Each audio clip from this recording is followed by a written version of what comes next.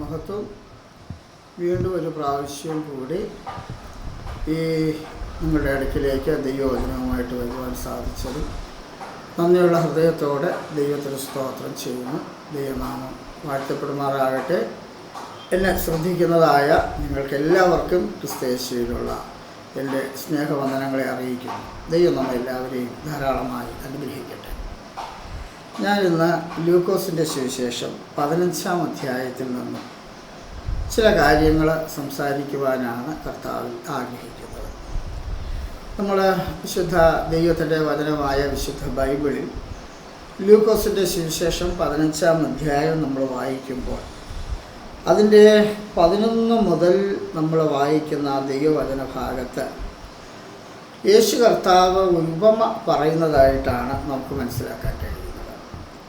നമ്മൾ ആ വാക്യം വായിക്കുന്നത് ഇങ്ങനെയാണ്. ലൂക്കോസ് 15:11. പിന്നെയും യേശു പറഞ്ഞത്, ഒരു മനുഷ്യന് 2 പുത്രന്മാർ ഉണ്ടായിരുന്നു. അപ്പോൾ ഒരു അപ്പന് 2 മക്കൾ ഉള്ളതായിട്ടുള്ള ഒരു ഉപമയാണ് യേശു കർത്താവ് പറയുന്നത്. അപ്പോൾ ഈ ഉപമയിൽ സംഭവിക്കുന്നത് എന്താണെന്ന് നമുക്ക് നോക്കാം. ഈ അപ്പനും ഈ 2 ആൺമക്കളും വളരെ സന്തോഷത്തോടെ, സമാധാനത്തോടെ, സമൃദ്ധിയോടുകൂടി അവർ ആ ഭവനത്തിൽ ജീവിക്കുകയായിരുന്നു. മാത്രമല്ല, ഈ അപ്പൻ വളരെ ധനികനായിരുന്നു. വസ്തുവകകൾ ധാരാളം ഉണ്ടായിരുന്നു. അതുകൊണ്ട് ആ വസ്തുവകകളിൽ ജോലി ചെയ്യുന്നതിനും അതിനെ പരിപാലിക്കുന്നതിനുമായിട്ട് ധാരാളം ജോലിക്കാരും ഉണ്ടായിരുന്നതായിട്ട് ഈ വചനം നമ്മൾ വായിക്കുമ്പോൾ നമുക്ക് മനസ്സിലാക്കുവാനായിട്ട് കഴിയും. അപ്പോൾ അപ്പനും ഈ 2 മക്കളും അവിടെ ജോലി ചെയ്യുന്നതായിട്ടുള്ള ജോലിക്കാർ, ഇവരെല്ലാവരും കൂടെ വളരെ സന്തോഷത്തോടുകൂടി അവിടെ ജോലിയൊക്കെ ചെയ്ത് വീട്ടുകാര്യങ്ങളൊക്കെ നോക്കി വളരെ സമൃദ്ധിയോടെ, സമാധാനത്തോടെ ആ വീട്ടിൽ ജീവിക്കുകയായിരുന്നു. അങ്ങനെ ജീവിച്ചുകൊണ്ടിരിക്കുന്നതായിട്ടുള്ള അവസരത്തിൽ ആ അപ്പൻ്റെ ഇളയ മകൻ, അവൻ്റെ ഹൃദയത്തിൽ ഒരു ആഗ്രഹമുണ്ട്. ഈ ആഗ്രഹം എന്താണ്? ഞാനിങ്ങനെ ഏറെ നാളായിട്ട് ഇവിടെ ഈ വീട്ടിലെ കാര്യങ്ങളൊക്കെ നോക്കി അപ്പനെ അനുസരിച്ച് ഇവിടെ ജീവിക്കുകയാണല്ലോ. ഈ ജീവിതം എനിക്ക് വേണ്ട. എനിക്കിത്തിരി കൂടെ സ്വാതന്ത്ര്യത്തോടുകൂടി ജീവിക്കണം, സ്വാതന്ത്ര്യമായിട്ട് പോകണം എന്നവൻ ആഗ്രഹിച്ച് ഇനി അപ്പൻ്റെ വീട്ടിൽ നിൽക്കുവാൻ ആഗ്രഹിക്കുന്നില്ല. അവന് വേറെ എവിടെയെങ്കിലും പോയി ജീവിക്കണം എന്നുള്ളതായിട്ടുള്ള ഒരു ആഗ്രഹം അവൻ്റെ മനസ്സിലേക്ക് വരുവാനായിട്ടിടയായി. അപ്പോൾ ആ ആഗ്രഹം അവൻ്റെ മനസ്സിലേക്ക് വന്നു. വേറെ ദൂരെ എവിടെയെങ്കിലും പോകണം, സ്വതന്ത്രമായിട്ട് ജീവിക്കണം എന്നുള്ളതായിട്ടുള്ള ചിന്തകളൊക്കെ അവൻ്റെ മനസ്സിൽ വന്നപ്പോൾ അവൻ്റെ കയ്യിൽ പണമൊന്നുമില്ല. അപ്പോൾ എന്തു ചെയ്യും? പണത്തിന് വേണ്ടി പണം ഉണ്ടെങ്കിലല്ലേ അങ്ങനെ പോയി ജീവിക്കാൻ പറ്റത്തുള്ളൂ. അവന് ഒരു കാര്യം തോന്നി. അവൻ്റെ അപ്പനോട് പറഞ്ഞു, അപ്പാ, ഞാനിനി ഈ വീട്ടിൽ പാർക്കുവാനായിട്ട് കഴിയുന്നില്ല. അതുകൊണ്ട് എനിക്ക് ലഭിക്കേണ്ടതായിട്ടുള്ള അതിൻ്റെ 15 ലൂക്കോസ് 15:12 പറയുകയാണ്, അപ്പം വസ്തുവിൽ എനിക്ക് വരേണ്ടുന്ന പങ്ക് തരണം എന്ന് അവൻ അപ്പനോട് ആവശ്യപ്പെട്ടു. അപ്പോൾ അപ്പനോടും പറയുകയാണ്, ഞാൻ ഈ വീട്ടിൽ നിന്ന് പോവുകയാണ്, ഇനി ഈ വീട്ടിൽ പാർക്കുവാനായിട്ട് ആഗ്രഹിക്കുന്നില്ല. അതുകൊണ്ട് അപ്പനൊരു കാര്യം ചെയ്യണം.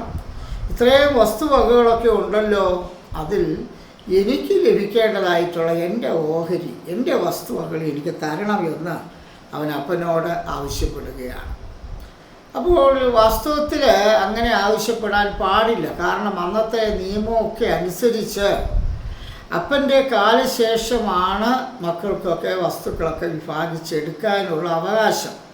എന്നാൽ ഇവനങ്ങനെയല്ല. അപ്പൻ ജീവിച്ചിരിക്കുമ്പോൾ തന്നെ എനിക്ക് പോകണം, എനിക്ക് സ്വതന്ത്രമായിട്ട് ജീവിക്കണം, ഈ ലോകപ്രകാരം ജീവിക്കണം, വീട്ടിൽ താമസിക്കാൻ എനിക്ക് വയ്യ എന്ന് പറഞ്ഞ് അപ്പനോട് സംസാരിച്ച് അപ്പനെ നിർബന്ധിക്കുകയാണ്. അവന് ലഭിക്കേണ്ടതായിട്ടുള്ള വസ്തുവകൾ, ഓഹരികൾ ലഭിക്കുന്നതിന് വേണ്ടി അവൻ പറയുകയാണ്. അപ്പോൾ വാസ്തവത്തിൽ ഈ സ്നേഹവാനായ അപ്പൻ അവനോട് പറഞ്ഞാണ്, മോനെ, നീ അങ്ങനെയൊന്നും പോകണ്ട, നിനക്കിവിടെ ഒരു കുറവുമില്ലല്ലോ, നീ ഇവിടെ ജീവിര്, സന്തോഷത്തോടെ പോ, നിനക്ക് വേറെ എന്തെങ്കിലും വേണമോ, ഞാൻ അതൊക്കെ ചെയ്തു തരാം എന്ന് സാധാരണ അപ്പന്മാർ പറയുന്നത് പോലെ അപ്പൻ പറഞ്ഞു കാണും. എന്നാൽ ഈ മകൻ അതിനൊന്നും വഴങ്ങിയില്ല. എനിക്ക് ലഭിക്കേണ്ട എൻ്റെ വസ്തുവകൾ ലഭിച്ചേ പറ്റൂ എന്നുള്ള ഒരു പിടിവാശിയിലായിരിക്കും അവൻ നിന്നത്. അപ്പോൾ അവസാനം ഈ അപ്പൻ എന്ത് ചെയ്തു എന്ന് ചോദിച്ചാൽ, അവന് കൊടുക്കേണ്ടതായിട്ടുള്ള അവനെന്താണ് ഓഹരി കൊടുക്കേണ്ടത് അതെല്ലാം അവന് കൊടുക്കുവാനായിട്ടിടയായി. അപ്പോഴവന് വലിയ സന്തോഷം തോന്നി. പക്ഷേ അവൻ എന്ത് ചെയ്തു എന്നറിയാമോ? അവൻ അതെല്ലാം സ്വരൂപിച്ച് ദൂരദേശത്തേക്ക് യാത്ര തിരിച്ചു. എന്ന് പറഞ്ഞാൽ എനിക്ക് തോന്നുന്നു ആ വസ്തുവകകളൊക്കെ വിറ്റ് അതൊക്കെ പണമാക്കി അവനപ്പൻ കാണാതിരിക്കുന്നതിന് വേണ്ടി ദൂരദേശത്തേക്ക് അവൻ യാത്ര തിരിച്ചു എന്നാണ് വചനത്തിൽ വായിക്കുന്നത്. അവനങ്ങനെ ദൂരദേശത്തേക്ക് പോയി. നമുക്ക് ഏത് ദേശത്തോട്ട് ആണ് പോയി എന്ന് നമുക്ക് വ്യക്തമായിട്ട് പറയാൻ കഴിയുന്നില്ല. ദൂരദേശത്തേക്ക് അവൻ പോയി. അപ്പോൾ അവൻ പോകുമ്പോൾ നമുക്കറിയാമല്ലോ ഈ വസ്തുവകകളൊക്കെ ലഭിച്ചതായിട്ടുള്ള ഈ പണമെല്ലാം കൂടെ കൊണ്ടാണ് അവൻ പോകുന്നത്. അപ്പോൾ ഇന്നത്തെ പോലെയുള്ള സംവിധാനങ്ങളൊന്നും അന്നില്ല. പണം മറ്റാരും കാണാതിരിക്കുന്നതിന് വേണ്ടി ATM കാർഡോ ട്രാവലേഴ്സ് ചെക്കോ ഇതൊന്നുമില്ല. അവൻ പണമായിട്ട് നമുക്കറിയാം അന്നത്തെ പണമൊക്കെ ഈ നാണയങ്ങളാണ്. അപ്പോൾ അതെല്ലാം കൂടെ അവൻ കൊണ്ട് എനിക്ക് തോന്നുന്നു ഒരു സഞ്ചിയിലോ വല്ലതും ആക്കി അവൻ കൊണ്ടുപോയിരിക്കും. അപ്പോൾ അങ്ങനെ പോയാൽ ഒരു സ്ഥലത്ത് ചെല്ലുമ്പോൾ അവിടെയുള്ള ആളുകൾക്ക് കാണുമ്പോൾ മനസ്സിലാകും ഇവൻ്റെ കയ്യിൽ പണം ധാരാളമുണ്ട്, ഇവിടുത്തെ ആളല്ല, ഈ ദൂരദേശത്തു നിന്ന് എവിടെ നിന്നോ വന്നതാണ് എന്ന് ആളുകൾക്ക് മനസ്സിലാവും. അപ്പോൾ അങ്ങനെ മനസ്സിലായിട്ടായിരിക്കും അവൻ്റെ കൂടെ ചിലപ്പോൾ ഒരു കൂട്ടം കൂട്ടുകാരൊക്കെ അവിടെ കൂടിക്കാണും. ചെറുപ്പക്കാരൊക്കെ അവനോട് കൂടി അവരെ വളരെ സന്തോഷത്തോടെ സാറേ, അളിയ, മച്ചമ്പി എന്നൊക്കെ വിളിച്ച്, അണ്ണാന്നൊക്കെ വിളിച്ച്, ജ്യേഷ്ഠാന്നൊക്കെ വിളിച്ച് അവനോട് കൂട്ടുകൂടി. അപ്പോൾ അവനോട് കൂട്ടുകൂടിയത് എന്താണെന്ന് ചോദിച്ചാൽ കാര്യം എന്താണ്? അവൻ്റെ കയ്യിൽ ധാരാളം പണമുണ്ട് എന്നുള്ളതാണ്. അങ്ങനെ കൂട്ടുകൂടി അവർ സന്തോഷമായിട്ട് ജീവിച്ചു. നമ്മൾ ആ ദൈവവചനം വായിക്കുമ്പോൾ നമുക്ക് മനസ്സിലാക്കാൻ കഴിയുന്നത് അവൻ പോയിട്ട് എങ്ങനെയാണ് ജീവിച്ചു എന്ന് ചോദിച്ചാൽ അവിടെ ദുർനടപ്പുകാരനായിട്ട് ജീവിച്ചു. വസ്തു നാനാവിധമാക്കി കളഞ്ഞു. എല്ലാം ചെലവഴിച്ച ശേഷം ആ ദേശത്ത് കഠിനക്ഷാമം ഉണ്ടായി. അപ്പം ഇവൻ അവിടെ ജീവിച്ചത് എങ്ങനെയാണെന്ന് ചോദിച്ചാൽ ദൈവവുമായിട്ട് യാതൊരു ബന്ധവുമില്ലാതെ തികച്ചും ഒരു ദുർനടപ്പുകാരനായിട്ട് അവൻ ജീവിച്ചു. അപ്പോൾ ആ ദുർനടപ്പെന്ന് പറയുമ്പോൾ നമുക്കറിയാം ശരിയായിട്ടുള്ളൊരു ജീവിതമല്ല. അതിനകത്ത് ചിലപ്പോൾ പുകവലി, മദ്യപാനം, വ്യഭിചാരം ഇങ്ങനെയുള്ളതായിട്ടുള്ള ധാരാളം കാര്യങ്ങൾ അതിനകത്ത് ഉൾപ്പെട്ടിരിക്കുക. അവരെല്ലാം നമ്മുടെ ഇന്നത്തെ ഭാഷയെ പറഞ്ഞാൽ അടിച്ചു പൊളിച്ച് വളരെ സുഖമായിട്ട് അവൻ ജീവിച്ചു. കാരണം അവൻ കഷ്ടപ്പെട്ടുണ്ടാക്കിയതായ പണമല്ല, അപ്പൻ്റെ നിന്ന് മേടിച്ചതായ പണമാണ്. അതുകൊണ്ട് ഇതൊക്കെ സമ്പാദിച്ചതിൻ്റെ ബുദ്ധിമുട്ടുകളൊന്നും അവൻ അറിയത്തില്ല. അവൻ അങ്ങ് ചെലവഴിച്ചു, സുഖമായിട്ട് ജീവിച്ചു. പക്ഷേ അപ്പോൾ അവൻ വിചാരിച്ചു കാണും ഇതാണ് ഒരു നല്ല ജീവിതം. ചില ആളുകൾ പറയുന്നുണ്ട് തിന്നുക, കുടിക്കുക, ആനന്ദിക്കുക അല്ലെങ്കിൽ സുഖിക്കുക. അപ്പോൾ ഇതാണ് ഒരു നല്ല ജീവിതം എന്നൊക്കെ അവൻ ചിന്തിച്ചു കാണും. ചിലപ്പോൾ അവൻ്റെ മനസ്സിൽ തോന്നിക്കാണും അയ്യോ ഞാൻ വളരെ താമസിച്ചു, വളരെ നേരത്തെ തന്നെ അപ്പൻ്റെ വീട്ടിൽ നിന്ന് ഇങ്ങോട്ട് പോരേണ്ടതായിരുന്നു. എന്ത് നല്ല സ്നേഹിതരെ കിട്ടി, എന്ത് നല്ല കൂട്ടുകാരെ കിട്ടി, എന്ത് നന്നായിരിക്കുന്നു. അവരെ ശുശ്രൂഷിക്കാനും സംരക്ഷിക്കാനും അവനെ താലോലിക്കാനും അവന് ബഹുമാന പദങ്ങൾ ഉപയോഗിച്ച് വിളിക്കാനൊക്കെയുള്ള ആൾക്കാരൊക്കെ കിട്ടിയപ്പോൾ ഒരു വലിയ സന്തോഷം തോന്നിക്കാണും. പക്ഷേ സംഭവിച്ചെന്താണെന്നറിയാമോ? ചില ദിവസങ്ങളൊക്കെ കഴിഞ്ഞപ്പോൾ ആ ദേശത്ത് തന്നെ കഠിനമായിട്ടുള്ള ക്ഷാമമുണ്ടായി. ക്ഷാമം ഉണ്ടായ മാത്രമല്ല അവിടെ സംഭവിച്ചത് ഇവൻ്റെ കയ്യിലുണ്ടായിരുന്ന പണമൊക്കെ അങ്ങ് തീരുവാനായിട്ടിടായി. കാരണം വരുമാനമില്ല, ചിലവ് മാത്രമേ ഉള്ളൂ. അപ്പോൾ ഇവൻ്റെ കയ്യിലുണ്ടായിരുന്ന പണമെല്ലാം തീരുന്ന അനുസരിച്ച് അവൻ്റെ കൂടെ നിന്നതായിട്ടുള്ള കൂട്ടുകാരെല്ലാം ഓരോരുത്തരായിട്ട് അവനെ വിട്ടുമാറി. അവന് പിന്നെ ആരുമില്ല. അവസാനം അവൻ ഒറ്റയ്ക്ക് ശേഷിച്ചു. അവൻ്റെ പണമെല്ലാം തീർന്നു. അവന് വേറെ ഒരു മാർഗവുമില്ല, വരുമാനമില്ല. അവിടെ വേറെ പരിചയക്കാരോ ബന്ധുമിത്രാദികളോ ഒന്നും അവനില്ല.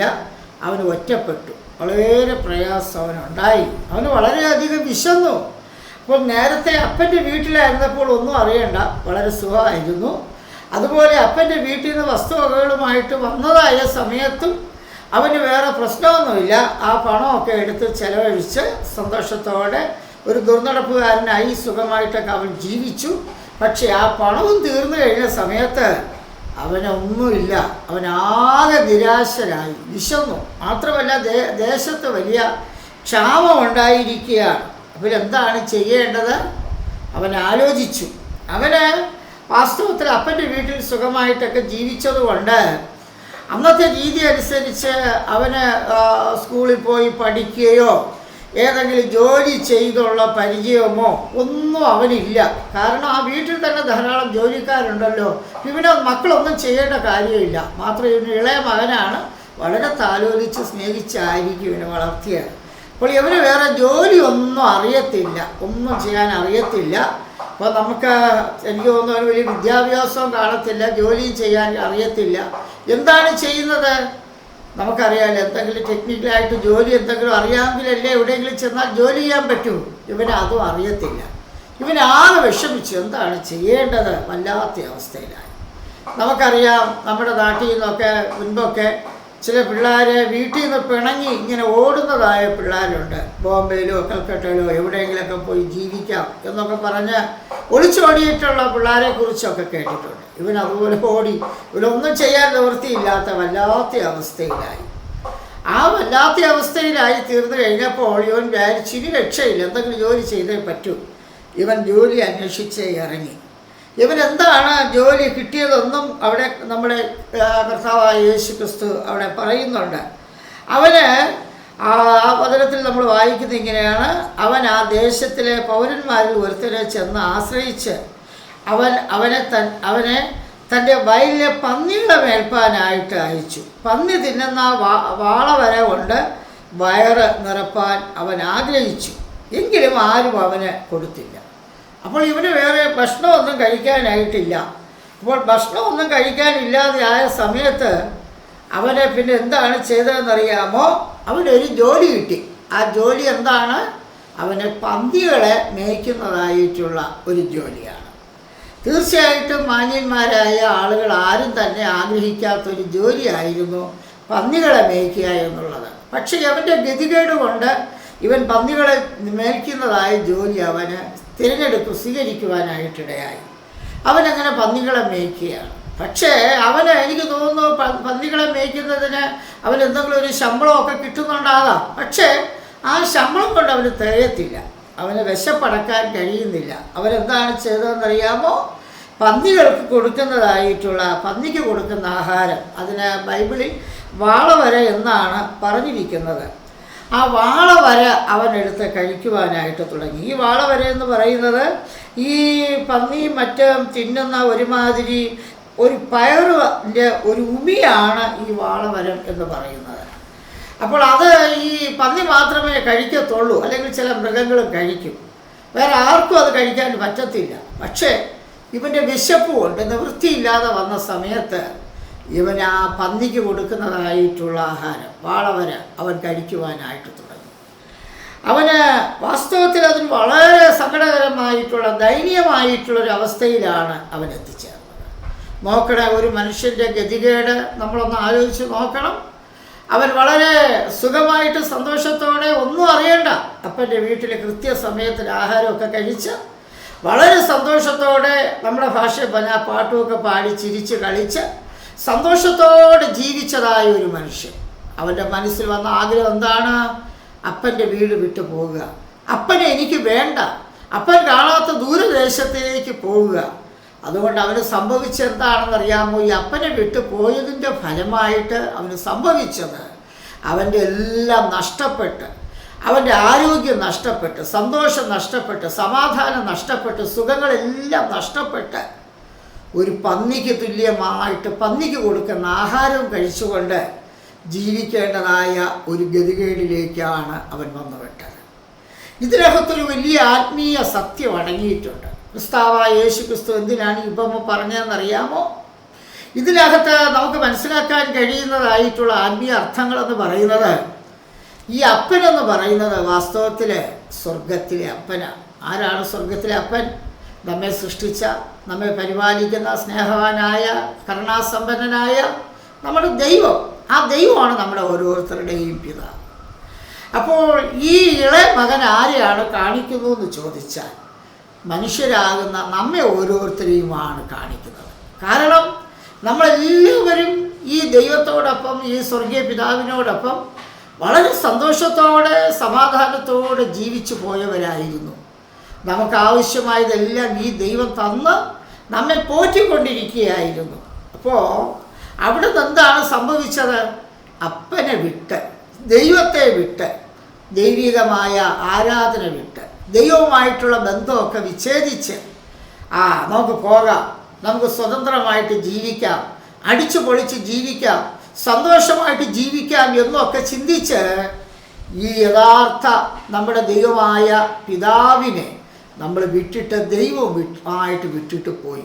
ആരാധന മുടക്കി, ദൈവവചന വായന മുടക്കി, പ്രാർത്ഥന മുടക്കി, ആരാധന മുടക്കി. എനിക്കിനി ദൈവമൊന്നും വേണ്ട, എനിക്ക് സുഖമായിട്ട് ജീവിക്കാൻ എനിക്കറിയാം, ആരും എന്നെ പഠിപ്പിക്കണ്ട എന്നൊക്കെ പറയുന്ന ആളുകളുണ്ട്. ദൈവം ഉണ്ടെങ്കിൽ ദൈവത്തിൻ്റെ കാര്യം നോക്കട്ടെ, ഞാൻ എൻ്റെ കാര്യം നോക്കിക്കോളാം എന്ന് പറഞ്ഞ് ദൈവത്തെ വിട്ടുപോയ ആളിനെയാണ് ഇളയ മകൻ കാണിക്കുന്നത്. പക്ഷെ അവൻ പിതാവിനെ വിട്ടിട്ട് പോയി എന്താണ് സംഭവിച്ചത്? പിന്നെ ആദ്യത്തെ കുറച്ച് ദിവസമൊക്കെ ഈ പണം തീരുന്നത് വരെ വളരെ സുഖമായിട്ട് അടിച്ചു പൊളിച്ച് അവന് ജീവിക്കുവാനായിട്ടൊക്കെ സാധിച്ചു. എന്നാൽ പണമെല്ലാം കുറഞ്ഞ നഷ്ടപ്പെട്ട വല്ലാത്ത അവസ്ഥയിലായി തീർന്നു. അവന് ജോലിയൊന്നുമില്ല. അവസാനം ഇപ്പോൾ അവൻ ഏതവസ്ഥയിലായിരിക്കുന്നു നമുക്കറിയാം. പന്നികളോടൊപ്പം, പന്നികളെ മേയ്ക്കുന്നതായിട്ടുള്ള, പന്നികൾ കഴിക്കുന്ന ആഹാരം കഴിച്ച് ആ അവസ്ഥയിലേക്ക് അവനായി തീരുവാനായിട്ടിടയായി. ദൈവത്തെ വിട്ടിട്ട് പോയാൽ, അപ്പനെ വിട്ടിട്ട് പോയാൽ ഇത് തന്നെയാണ് അവസ്ഥ.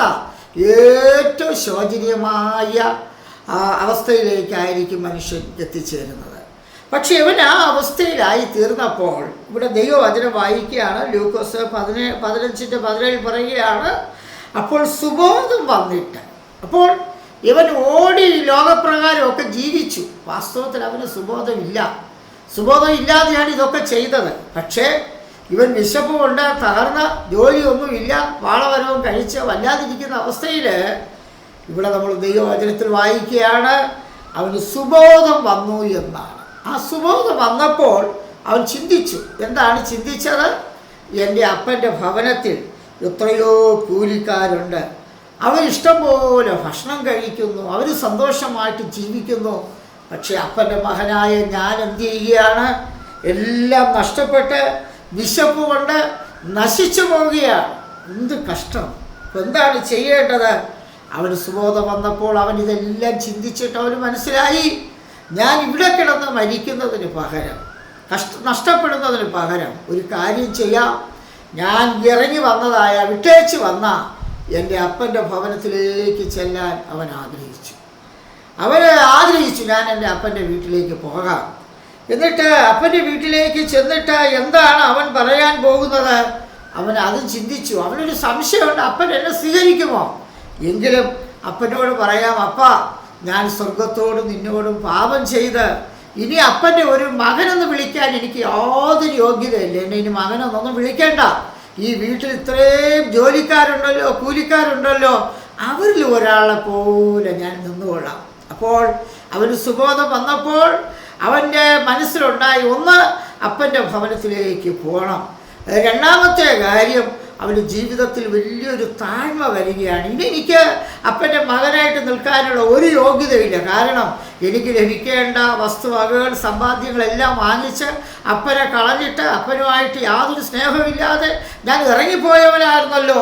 അതുകൊണ്ട് ഇനി അപ്പൻ്റെ മകനെന്നൊന്നും വിളിക്കാൻ എനിക്ക് യോഗ്യതയില്ല. പക്ഷേ അപ്പൻ്റെ വീട്ടിലെ ജോലിക്കാരനെ പോലെ എന്നെ നിർത്തിക്കൊള്ളണമേ എന്ന് പറഞ്ഞുകൊണ്ട് അവൻ അപ്പൻ്റെ ഭവനത്തിലേക്ക് വരികയാണ്.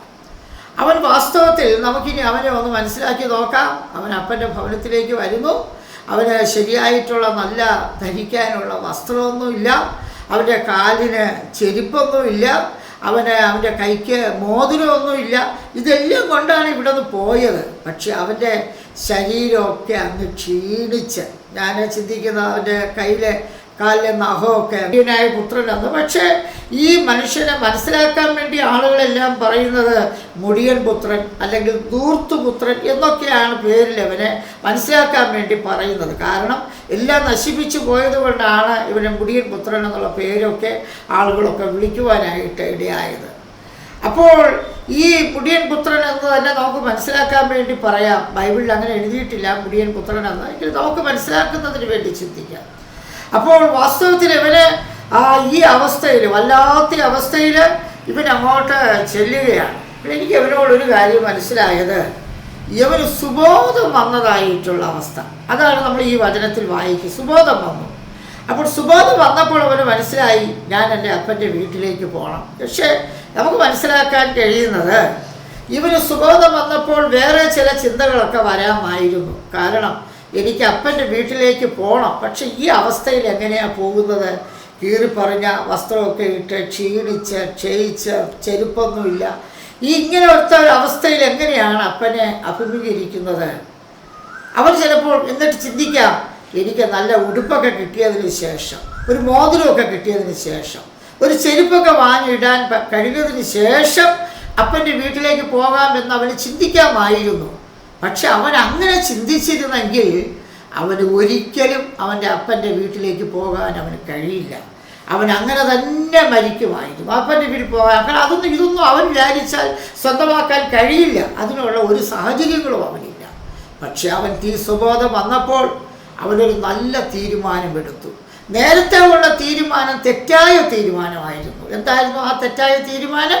അപ്പനെ വിട്ടു പോവുക എന്നുള്ളത്. എന്നാൽ സുബോധം വന്നു കഴിഞ്ഞപ്പോൾ അവനൊരു തീരുമാനമെടുത്തു. ഇനി ഞാനായിരിക്കുന്ന ഈ അവസ്ഥയിൽ തന്നെ എൻ്റെ അപ്പൻ്റെ ഭവനത്തിലേക്ക് പോകണം, എൻ്റെ അപ്പൻ്റെ അടുക്കിലേക്ക് പോകണം. അവനറിയാം, അങ്ങനെ ഞാൻ പോയാൽ എനിക്ക് വേണ്ടതെല്ലാം എൻ്റെ അപ്പൻ്റെ വീട്ടിൽ ഉണ്ട്. അതുകൊണ്ട് ആ അവസ്ഥയിൽ തന്നെ അവൻ അപ്പൻ്റെ വീട്ടിലേക്ക് അവൻ വരികയാണ്.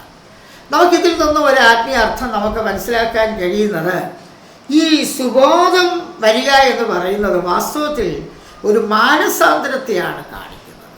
അപ്പോൾ യഥാർത്ഥമായി ഒന്ന് മാനസാന്തരപ്പെട്ട് കഴിയുമ്പോൾ, മനസ്സിനെ ദൈവത്തിങ്കിലേക്ക് തിരിച്ച് പാപങ്ങളെ ഏറ്റുപറഞ്ഞ് ഉപേക്ഷിച്ച് യേശുക്രിസ്തുവിനെ രക്ഷിതാവായി സ്വീകരിച്ച് അങ്ങനെ മാനസാന്തരപ്പെടുന്നതായിട്ടുള്ളൊരനുഭവം. അപ്പോൾ ശരിയായ മാനസാന്തരം വരുമ്പോഴാണ് സുബോധമുണ്ടാകുന്നത്. അപ്പോൾ ആ മാനസാന്തരം ഉണ്ടായി കഴിഞ്ഞപ്പോൾ മനസ്സിലായി അപ്പൻ്റെ ഭവനത്തിലേക്ക് പോകുക. കാരണം എൻ്റെ എല്ലാ പ്രശ്നങ്ങളുടെയും മൂല കാരണം ഈ അപ്പനെ വിട്ടേച്ച് പോകുന്നതാണ്. എന്നെ കേൾക്കുന്ന പ്രിയപ്പെട്ടവരെ, നിങ്ങൾ ആരെങ്കിലും ഇന്ന് വല്ലാത്ത അവസ്ഥയിൽ ഭാരത്തിലും പ്രയാസത്തിലും പ്രശ്നത്തിലും ആകുന്നുവോ? നമ്മുടെ പഴയകാല ജീവിതത്തിലേക്ക്, മുൻകാല ജീവിതത്തിലേക്കൊക്കെ നോക്കുമ്പോൾ ചിലപ്പോൾ എന്ത് സുഖത്തോടെ സന്തോഷത്തോടെ സമാധാനത്തോടെ ജീവിച്ചവരായിരുന്നു. അപ്പോൾ ആ ജീവിതമെല്ലാം വിട്ട് ചർച്ചിൽ പോകുന്നത് മതിയാക്കി, സൺഡേ സ്കൂളിൽ പോകുന്നത് മതിയാക്കി, ദൈവത്തെ ആരാധിക്കുന്നത് മതിയാക്കി, പ്രാർത്ഥിക്കുന്ന അനുഭവം മതിയാക്കി, ഇനി ഇതൊന്നും എനിക്ക് വേണ്ട, ഞാൻ സുഖമായിട്ട് ജീവിക്കും, എനിക്കെല്ലാം അറിയാം എന്നുള്ള ചിന്തയോടുകൂടി നമ്മൾ ദൈവത്തെ വിട്ട് മാറിയ അനുഭവമാണ് ഈ മുടിയൻ പുത്രൻ്റെ ചരിത്രത്തിൽ നമുക്ക് മനസ്സിലാക്കാൻ കഴിയുന്നത്. എനിക്കറിയാം, അങ്ങനെ എത്രയോ പേര് അങ്ങനെ അവരെല്ലാം വിട്ട് അവരെ ലോകപ്രകാരം ജീവിക്കുവാനായിട്ട് തുടങ്ങി. എനിക്കറിയാം, ഞാൻ പ്രധാനമായിട്ട് കേരളത്തിലുള്ളതായ ജയിലുകളിൽ കടന്നുപോയി ഈ സുവിശേഷവും ധാർമ്മികമായ ഉപദേശങ്ങളും നൽകുന്ന ഒരാളാണ്. അപ്പോൾ എനിക്ക് അവിടെ വെച്ച് ജയിലിൽ വെച്ച് കണ്ട ചില അന്തേവാസികൾ എന്നോട് പറഞ്ഞിട്ടുണ്ട്, സാറേ, ഞാൻ ഒരു കാലത്ത് സൺഡേ സ്കൂളിന് പോകുന്നവരായിരുന്നു, ചർച്ചിൽ പോകുന്നവരായിരുന്നു, ഞാൻ സ്നാനപ്പെട്ടയാളാണ്, സുഖമായിട്ട് ജീവിച്ചതാണ്. പക്ഷെ ഞാൻ എൻ്റെ കൂട്ടുകാരുടെ വാക്കുകൾ കേട്ട് ഞാൻ എൻ്റെ വീട് വിട്ട് ഇറങ്ങി. പക്ഷെ അതിൻ്റെ ഫലമായിട്ട് ഞാൻ പുകവലിക്കാൻ തുടങ്ങി, മദ്യപിക്കാൻ തുടങ്ങി, ലോകപ്രകാരം മോശമായിട്ടുള്ള ജീവിതങ്ങൾ നയിക്കാൻ തുടങ്ങി. ആ ജീവിതമാണ് എന്നെ ഇന്ന് ഈ ജയിലിൽ കൊണ്ടെത്തിച്ചിരിക്കുന്നത്. പക്ഷേ ഇനി എനിക്ക് ആഗ്രഹമുണ്ട്, ഇന്ന് ഈ ദൈവവചനം കേട്ടപ്പോൾ എനിക്ക് ആഗ്രഹമുണ്ട് ഇനി പഴയ അവസ്ഥയിലേക്ക് പോകണമെന്ന്. അങ്ങനെ എത്രയോ പേര് അവരുടെ ജീവിതം നഷ്ടപ്പെടുത്തി നിരാശയ്ക്കും ഒക്കെ അടിമകളായി ഇതുപോലെയുള്ള സ്ഥലങ്ങളിൽ കഴിയുന്നു. അപ്പോൾ അവർക്ക് ഈവന് സുബോധം ഉണ്ടായി. അപ്പോൾ നമുക്ക് ഈ വചനങ്ങളെ നമ്മൾ കേൾക്കുമ്പോൾ നമ്മുടെ ജീവിതത്തിലേക്ക് ചിന്തിക്കുക, നാം ഇന്ന് എവിടെ നിൽക്കുന്നു, നമ്മുടെ അവസ്ഥ എന്താണ്? ഈ മുടിയൻ പുത്രനെ പോലെ എല്ലാം നഷ്ടപ്പെട്ട്, വീടും സാഹചര്യങ്ങളും എല്ലാം നഷ്ടപ്പെട്ട്, ജോലിയൊക്കെ നഷ്ടപ്പെട്ട്, വിദ്യാഭ്യാസമൊക്കെ നഷ്ടപ്പെട്ട്, ബന്ധുമിത്രാദികൾ സ്നേഹിതരെല്ലാം നഷ്ടപ്പെട്ട്, ഒറ്റപ്പെട്ട അനുഭവത്തിൽ നിരാശയോടെ വേദനയോടെ കഴിയുകയാണെങ്കിൽ ഞാൻ പറയട്ടെ, ഈ സമയം കർത്താവായ യേശു ക്രിസ്തു താങ്കളെ വിളിക്കുകയാണ്. എങ്ങനെയാണ് യേശു വിളിക്കുന്നത്? അധ്വാനിക്കുന്നവരും ഭാരം ചുമക്കുന്നവരുമായുള്ളവർ, നിങ്ങൾ എൻ്റെ അടുക്കൽ വരിക, ഞാൻ നിങ്ങളെ ആശ്വസിപ്പിക്കാമെന്ന് പറഞ്ഞ് ഈ യേശു കർത്താവ് വിളിക്കുകയാണ്.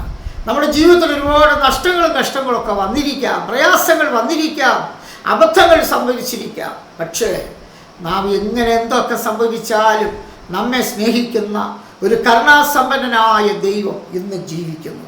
ആ ദൈവം നിങ്ങളെ വിളിക്കുകയാണ്, നീ എൻ്റെ അടുക്കൽ വാ, നിനക്ക് വേണ്ടതെല്ലാം തരാം. നമ്മൾ ചില ആളുകളോട് ഈ സദ്വർത്തമാനമൊക്കെ പറയുമ്പോൾ ചില ആളുകൾ പറയും, ഞാൻ ആരാധനയ്ക്ക് വരാം, പ്രാർത്ഥിക്കാം, ഞാൻ ദൈവവുമായിട്ടുള്ള ബന്ധത്തിൽ പഴയതുപോലെ പോകാം, പക്ഷേ എനിക്ക് ചില കാര്യങ്ങളൂടെ ശരിയാകാനുണ്ട്, ഈ അവസ്ഥയിൽ ഞാൻ വന്നാൽ ശരിയാകത്തില്ല, അതുകൊണ്ട് എനിക്കൊരു ജോലി കിട്ടട്ടെ, ഒരു വിവാഹം നടക്കട്ടെ, എന്തെങ്കിലുമൊക്കെ എൻ്റെ കാര്യങ്ങൾ നടക്കട്ടെ, എനിക്ക് നല്ല പാൻറ്റും ഷർട്ടും അല്ലെങ്കിൽ നല്ല സാരിയും നല്ല തുണികളൊക്കെ കിട്ടട്ടെ, അതൊക്കെ ധരിച്ചുകൊണ്ട് വരാമെന്ന് പറയുന്ന ആളുകളുണ്ട്. പക്ഷേ ഞാൻ പറയട്ടെ, അവരുടെ ജീവിതത്തിൽ അവർക്ക് അതൊന്നും ലഭിച്ചിട്ടില്ല, ദൈവത്തിൻ്റെ അടുക്കൽ വരാൻ കഴിഞ്ഞില്ല. അതുകൊണ്ട് ഭൗതികമായിട്ട് നമുക്ക് എന്തെങ്കിലും വിഷയങ്ങളുണ്ടെങ്കിൽ അതെല്ലാം നേടിയിട്ട് വരാമെന്ന് വിചാരിച്ചാൽ ഒരിക്കലും ദൈവത്തിൻ്റെ അടുക്കൽ വരാൻ കഴിയില്ല. പക്ഷെ ദൈവം ആഗ്രഹിക്കുന്നത് നാം ആയിരിക്കുന്ന അവസ്ഥയിൽ, രോഗിയാണോ, കടഭാരത്താൽ വിഷമിക്കുകയാണോ, നഷ്ടപ്പെട്ട അവസ്ഥയിലാണോ, തകർന്ന അവസ്ഥയിലാണോ, നിരാശയിലാണോ, ഏത് അവസ്ഥയിലാണെങ്കിലും ഈ അവസ്ഥയിൽ നമ്മൾ ദൈവത്തിൻ്റെ അടുക്കിലേക്ക് വന്നാൽ, സ്വർഗത്തിലേക്ക് നമ്മുടെ കണ്ണുകളെ ഉയർത്തിയാൽ, ആ ദൈവത്തോട് അപ്പാ ഞാൻ പാപം ചെയ്തു, എൻ്റെ പാപത്തെ ക്ഷമിക്കണമേ എന്ന് പറഞ്ഞ് കരഞ്ഞ് പ്രാർത്ഥിച്ച് അനുദപിച്ച് യേശുക്രിസ്തുവിനെ രക്ഷിതാവും കർത്താവുമായ ഹൃദയത്തിലേക്ക് സ്വീകരിച്ചാൽ ആ അപ്പൻ സ്വീകരിക്കും. നമ്മുടെ അപ്പൻ്റെ പ്രത്യേകത സ്നേഹിക്കുന്ന അപ്പനാണ്. ആ ദൈവം പറയുകയാണ്, ഞാൻ നിങ്ങളെ ഒരു നാളും കൈവിടുകയില്ല, ഉപേക്ഷിക്കുകയില്ല. ദൈവം നമ്മളെ ഒരിക്കലും കൈവിടുകയും ഉപേക്ഷിക്കുകയില്ല. ആ ദൈവം നമ്മളെ സ്വീകരിക്കാനായിട്ട് ആ ദൈവം കാത്തിരിക്കുകയാണ്. അതുകൊണ്ട് നമ്മൾ മാനസാന്തരപ്പെട്ട് സുബോധം വന്ന് പാപവഴികളെല്ലാം ഉപേക്ഷിച്ചിട്ട് ഈ ദൈവത്തിൻ്റെ അടുക്കിലേക്ക്, ഈ അപ്പൻ്റെ അടുക്കിലേക്ക് വരിക എന്നുള്ളതാണ്. നമുക്ക് ഈ മുടിനായ പുത്രൻ്റെ അനുഭവത്തിലേക്ക് വീണ്ടും നമ്മുടെ ശ്രദ്ധയെ കൊണ്ടുവരാം. ഈ മകൻ ഇത് അപ്പൻ്റെ ഭവനത്തിലേക്ക് ചെല്ലുകയാണ്. അപ്പൻ ആ വീട്ടിൻ്റെ, എനിക്ക് തോന്നുന്നു പണ്ടത്തെ വീടുകളിൽ വരാന്തയൊക്കെ ഉണ്ടല്ലോ, ആ വരാന്തയിൽ അപ്പൻ ഇരുന്ന് ആ വഴിയിലോട്ട് നോക്കിക്കൊണ്ടിരിക്കുക. പല ആളുകളും ആ വഴിയെ പോകുന്നുണ്ട്. അപ്പോൾ നോക്കിയപ്പോൾ കാണാം ഒരു മനുഷ്യൻ വല്ലാത്ത അവസ്ഥയിൽ കീറിപ്പറഞ്ഞ വസ്ത്രമൊക്കെ ഇട്ട് തകർന്ന അവസ്ഥയിൽ താടി മീശയൊക്കെ വളർന്ന് ഇതാ കണ്ടാൽ ഒരു മനുഷ്യ കോലം വല്ലാത്ത അവസ്ഥയിൽ നടന്നു വരികയാണ്. അപ്പനിങ്ങനെ ശ്രദ്ധിച്ചു, ആരാ ഈ വരുന്നത്? ഈ വഴിക്ക് ഇങ്ങനെ ഒരാൾ വന്നിട്ടില്ല, ഇതാരാ വരുന്നത്? പക്ഷേ അപ്പൻ ശ്രദ്ധിച്ച സമയത്ത് അപ്പന് മനസ്സിലായി, അയ്യോ ഇതെൻ്റെ മകനാണ്. ചില നാളുകൾക്ക് മുൻപേ വസ്തുവകകളെല്ലാം വാങ്ങിച്ച് എന്നെ ഈ ഭവനത്തെല്ലാം വിട്ടിറങ്ങിപ്പോയ മകനാണ്. അയ്യോ അവൻ വരുന്നല്ലോ എന്ന് വിചാരിച്ച് അപ്പൻ അവിടെ ഇരുന്നില്ല, അപ്പൻ ഇരിപ്പുറച്ചില്ല. അപ്പൻ ചാടി എഴുന്നേറ്റ് ആ വഴിയിലേക്ക് ഓടിച്ചെന്ന് ആ മകനെ അവൻ്റെ കഴുത്തിൽ കെട്ടിപ്പിടിച്ച് അവനെ ചുംബിക്കുന്നതായിട്ടാണ് നമുക്ക് കാണാൻ കഴിയുന്നത്. എന്ത് നോക്കണേ, സ്നേഹവാനായ ദൈവം ആ പിതാവിൻ്റെ അടുക്കിലേക്ക് ചെല്ലാൻ മനസ്സ് വെച്ച് ചെല്ലാൻ തുടങ്ങിയപ്പോൾ തന്നെ ആ അപ്പൻ ഓടി വന്ന് കഴുത്തിൽ കെട്ടിപ്പിടിച്ച് ചുംബിച്ച് അവനെ സ്വീകരിക്കുകയാണ്. എന്തൊരു സ്നേഹമുള്ള അപ്പൻ.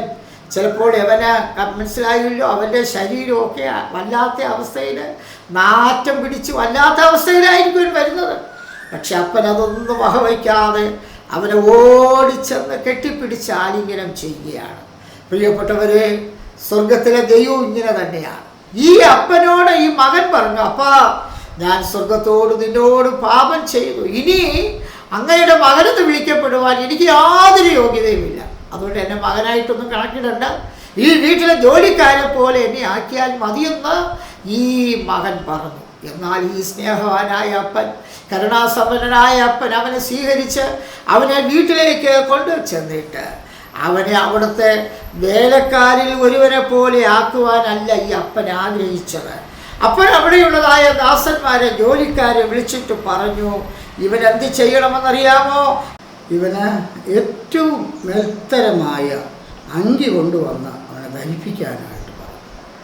അപ്പോൾ അവന് കീറി പറഞ്ഞ വസ്ത്രവുമായിട്ടൊക്കെയാണ് അവിടെ വന്നെങ്കിൽ അത് അപ്പൻ മാറ്റിയിട്ട് അവന് ഏറ്റവും മേൽത്തരമായിട്ടുള്ള വസ്ത്രം, മേൽത്തരമായ അങ്കി അവനെ ധരിപ്പിച്ചു. അവൻ്റെ കൈക്ക് മോതിരമുണ്ട്. അവനെ ആ വീട്ടിൽ സ്വീകരിച്ചു എന്നുള്ളതിൻ്റെ തെളിവായിട്ട് അവന് മോതിരം കൊടുത്തു. മാത്രമല്ല അവൻ്റെ കാലിന് ചെരുപ്പിട്ടു. അപ്പോൾ അവൻ ചെരുപ്പൊന്നും ഇല്ലാതെയാണ് വന്നിരിക്കാം. അവന് ചെരുപ്പൊക്കെ ഇട്ട് അവനെ ആ വീട്ടിലേക്ക് അവനെ സ്വീകരിച്ചു.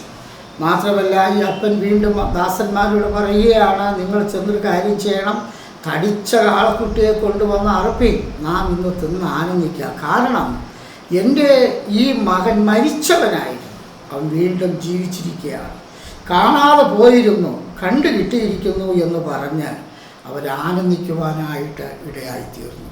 പ്രിയപ്പെട്ടവരെ, നാം നമ്മുടെ അപ്പൻ്റെ ഭവനത്തിലേക്ക് നാം ചെല്ലുന്നതായിട്ടുള്ള അവസരത്തിൽ നമ്മളൊരു മാനസുബോധം വന്ന് മാനസാന്തരപ്പെട്ട് തിരികെ നാം ഒരു ആത്മീയ അനുഭവത്തിലേക്ക് ദൈവസന്നിധിയിലേക്ക് കടന്നു വരുമ്പോൾ തീർച്ചയായും നമുക്ക് എന്തെല്ലാം ആവശ്യങ്ങളുണ്ടോ അതെല്ലാം ഈ സ്വർഗത്തിലെ അപ്പൻ നമുക്ക് നിറവേറ്റി തരും. നമുക്കെന്താണ് നമുക്ക് വേണ്ടത് അത് ദൈവത്തിന് അറിയാം. നമുക്ക് നല്ല വസ്ത്രമാണോ, മോതിരമാണോ, ചെരുപ്പാണോ, നമുക്ക് ജീവിക്കാനുള്ള പുതിയ വഴികളാണോ, പുതിയ ജോലിയാണോ, പുതിയ നന്മകളാണോ, അതെല്ലാം തരാൻ ഈ ദൈവം മതിയായവനാണ്.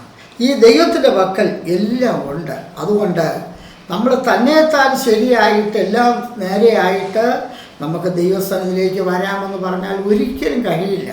അങ്ങനെയുള്ള ചിന്തകൾ കൊണ്ടുവരുന്നതെല്ലാം പിശാചാണ്. പക്ഷേ അതെല്ലാം നിങ്ങൾ കളഞ്ഞിട്ട് അയ്യോ എനിക്ക് ഈ ദൈവത്തെ വേണം, എനിക്ക് ദൈവസ്ഥലേക്ക് പോകണം എന്ന് പറഞ്ഞ് ഈ പിതാവായ ദൈവത്തിൻ്റെ അടുക്കിലേക്ക് വന്നാൽ നമുക്ക് വേണ്ടതെല്ലാം തരും.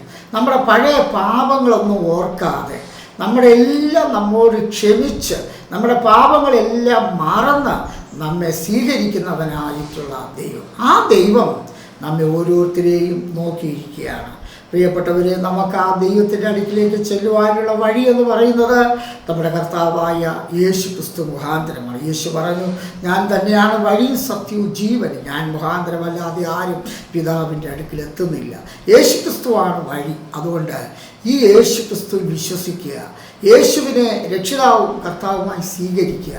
അങ്ങനെ യേശു വിശ്വസിച്ച് യേശുവിനെ രക്ഷിതാവും കർത്താവുമായി നാം സ്വീകരിച്ചു കഴിയുമ്പോൾ ഒരു ദൈവ പൈതലായി തീരുകയാണ്. നമുക്ക് ആ യേശു ക്രിസ്തുവിലൂടെ നമുക്ക് ദൈവത്തിൻ്റെ അടുക്കിലേക്ക് ചെല്ലുവാൻ കഴിയും. അതുകൊണ്ട് നമ്മളങ്ങനെ ദൈവത്തിൻ്റെ അടുക്കിലേക്ക് ചെന്നാൽ നമുക്ക് നമ്മുടെ സകല പാപങ്ങൾ ക്ഷമിച്ച് നമ്മെ രക്ഷിക്കുവാൻ, നമ്മെ സ്വീകരിക്കുവാൻ ഈ ദൈവം മതിയായവനായിട്ട് ദൈവം ഒന്ന് തയ്യാറായി നമ്മെ നോക്കിയിരിക്കുകയാണ്. അതുകൊണ്ട് നമ്മുടെ ജീവിതത്തിൽ മുൻപെടുത്ത ചില തീരുമാനങ്ങൾ തെറ്റായിരിക്കാം, അതുകൊണ്ടായിരിക്കാം നമ്മുടെ ജീവിതത്തിൽ ഒരുപാട് അബദ്ധങ്ങൾ വന്നത്. അതൊക്കെ ശരിയായിരിക്കാം, പക്ഷേ അതിനെക്കുറിച്ച് ഓർത്തിരിക്കേണ്ട, അതെല്ലാം കളഞ്ഞിട്ട് യേശുവേ എന്നെ രക്ഷിക്കണമേ, എൻ്റെ പാപത്തെ ക്ഷമിക്കണമേ, എന്നെ ഈ പിന്മാറ്റത്തിൽ നിന്ന് എന്നെ രക്ഷിക്കണമേ, എന്നെ ഒരു പുതിയ സൃഷ്ടിയാക്കി തീർക്കണമേ എന്നുള്ള ആത്മാർത്ഥമായ പ്രാർത്ഥനയോടുകൂടി നിങ്ങൾ ദൈവത്തിൻ്റെ അടുക്കിലേക്ക് വരിക, ദൈവവചനം വായിക്കുക, പ്രാർത്ഥിക്കുക, ദൈവത്തെ ആരാധിക്കുക, ദൈവത്തെ സ്നേഹിക്കുക. അങ്ങനെ അപ്പൻ്റെ അടുക്കിലേക്ക് വന്നാൽ അവിടെ നമുക്ക് വേണ്ടതെല്ലാം ഈ അപ്പൻ കരുതിയിട്ടുണ്ട്. നമുക്ക് വേണ്ടതെല്ലാം അവിടെയുണ്ട്. നമ്മൾ വെറുതെ ഇങ്ങനെ ഒരു ദൈവം, അതുകൊണ്ട് ഇങ്ങനെ ഒരു സ്നേഹവാനായ ദൈവം, നമ്മെ കരുതുന്ന, നമ്മെ സ്വീകരിക്കുന്നൊരു ദൈവം, ഒരു പിതാവായ ദൈവം ഉള്ളപ്പോൾ നമ്മളിനി ഈ ദൈവത്തെ വിട്ടിട്ട് ഇനി നാം പഴയതുപോലെ പന്നികളെ മേച്ചും പന്നികളുടെ ആഹാരം കഴിച്ചും ലോകപ്രകാരം എങ്ങനെയെങ്കിലുമൊക്കെ ജീവിച്ച് നാം നശിക്കേണ്ട ആവശ്യമില്ല. എന്നാണ് പറയുന്നത്. നമ്മൾ അങ്ങനെ നശിക്കേണ്ട, അങ്ങനെ ലോകപ്രകാരം ജീവിച്ച് നമ്മൾ സംശയിച്ച് നമ്മൾ നശിച്ച് നമ്മുടെ ജീവിതം നശീകരണത്തിലേക്ക് വിട്ട് അവസാനം മരിച്ച് നിത്യനരകത്തിലേക്ക് പോകും. അങ്ങനെ പോകേണ്ട ആവശ്യമില്ല, അങ്ങനെ നശിക്കേണ്ട ആവശ്യമില്ല. ഈ ദൈവം വിളിക്കുകയാണ്, ഈ ദൈവം നോക്കിയിരിക്കുകയാണ്. എൻ്റെ ഭവനം എന്നെ വിട്ടുപോയ ഈ മകൻ എപ്പോൾ തിരിച്ചു വരുമെന്ന് പറഞ്ഞ് ഈ കൃപായുഗത്തിൽ ദൈവം നോക്കിയിരിക്കുകയാണ്. അതുകൊണ്ട് നിങ്ങൾ ദൈവത്തിൻ്റെ അടുക്കിലേക്ക് വരിക, മറ്റൊന്നും വിചാരിക്കേണ്ട. ഈ ദൈവം നിങ്ങളെ സ്വീകരിക്കും, ദൈവം നിങ്ങളെ സഹായിക്കും, ദൈവം നിങ്ങളെ അനുഗ്രഹിക്കും, ദൈവം നിങ്ങൾക്ക് സമൃദ്ധി തരും, കർത്താവ് നിങ്ങളെ അനുഗ്രഹിക്കും. അതുകൊണ്ട് യഥാർത്ഥമായി മാനസാന്തരപ്പെടുക, ജീവിതം ദൈവത്തിനായിട്ട് കൊടുക്കുക, ഈ അപ്പൻ്റെ ഭവനത്തിലേക്ക് തിരികെ വരിക. അതിനായിട്ട് നിങ്ങൾ തയ്യാറെടുക്കുക. അതിനായിട്ട് ദൈവം നിങ്ങളെല്ലാവരെയും സഹായിക്കട്ടെ. ഒരു നിമിഷം നമുക്ക് പ്രാർത്ഥിക്കാം. കരുണാസമ്പന്നനായ ദൈവമേ, സ്വർഗ്ഗസ്ഥപിതാവേ, ഞങ്ങളങ്ങേ വാഴ്ത്തുന്നു, ഞങ്ങളങ്ങേ സ്തുതിക്കുന്നു. അവിടുത്തെ എല്ലാ കൃപകൾക്കും അനുഗ്രഹങ്ങൾക്കായിട്ട് നന്ദിയോട് സ്തോത്രം. കർത്താവേ, ഞങ്ങൾക്കിന്ന് ദൈവവചനത്തിലൂടെ ചില കാര്യങ്ങൾ ചിന്തിപ്പാൻ ദൈവം കൃപ നൽകി. പ്രത്യേകിച്ച് ഇളയ മകൻ മുടിയൻ പുത്രൻ എല്ലാം നശിപ്പിച്ച് നഷ്ടപ്പെടുത്തി അപ്പനെയൊക്കെ വിട്ടവൻ പോയി. അവൻ്റെ ജീവിതത്തിൽ സംഭവിച്ച കാര്യങ്ങളെല്ലാം ഞങ്ങൾ ദൈവവചനത്തിൽ നിന്ന് ഞങ്ങൾക്ക് മനസ്സിലാക്കുവാനിടയായി. എന്നാൽ അവന് സുബോധം വന്ന് തിരികെ വന്ന് അപ്പൻ്റെ ഭവനത്തിൽ ഭവനത്തിലേക്ക് വന്നപ്പോൾ അപ്പൻ അവനെ സ്വീകരിച്ച് അവന് വേണ്ടതെല്ലാം നൽകിയല്ലോ, അവനെ സ്വീകരിച്ചല്ലോ. ഒരു വേലക്കാരനായിട്ടല്ല, സ്വന്തം മകനായിട്ട് തന്നെ സ്വീകരിച്ചല്ലോ. ആ വലിയ ദൈവസ്നേഹത്തിനായിട്ട് നന്ദിയോട് സ്തോത്രം. ഇന്ന് ഈ വചനങ്ങളെ കേൾക്കുന്ന ആരെങ്കിലും പിന്മാറ്റത്തിൻ്റെ അവസ്ഥയിൽ, ദൈവസന്നിധി വിട്ടുപോയ അവസ്ഥയിൽ, നിരാശയിലും ദുഃഖത്തിലും വേദനയിലുമായിരിക്കുകയാണെങ്കിൽ അവരെ കർത്താവ് താങ്ങണമേ, അവരെ സഹായിക്കണമേ, അവരെ സൗഖ്യമാക്കണമേ, അവരെ വിടുവിക്കണമേ. ഈ ആത്മീയമായി ദൈവത്തിൻ്റെ പാദപീഠത്തിലേക്ക് വരുവാൻ അവർക്ക് കൃപ കൊടുക്കണമേ. ആരും നശിച്ചു പോകുവാൻ അനുവദിക്കല്ലേ. ദൈവിക സമാധാനം, പ്രത്യാശയും സൗഖ്യം കൊണ്ട് നിറയ്ക്കണമേ. എല്ലാവരെയും അങ്ങ് രക്ഷിക്കണമേ, എല്ലാവരെയും അങ്ങ് സഹായിക്കണമേ. പ്രാർത്ഥന കേട്ടതിനായി ദൈവത്തിന് സ്തോത്രം. യേശു ക്രിസ്തുവിൻ്റെ നാമത്തിൽ തന്നെ ആമേൻ. എൻ്റെ വാക്കുകളെ ശ്രമിച്ചാൽ നിങ്ങൾക്ക് എല്ലാവർക്കും പ്രത്യേകം നന്ദി പറയുന്നു. ദൈവം നിങ്ങളെല്ലാവരെയും അനുഗ്രഹിക്കും.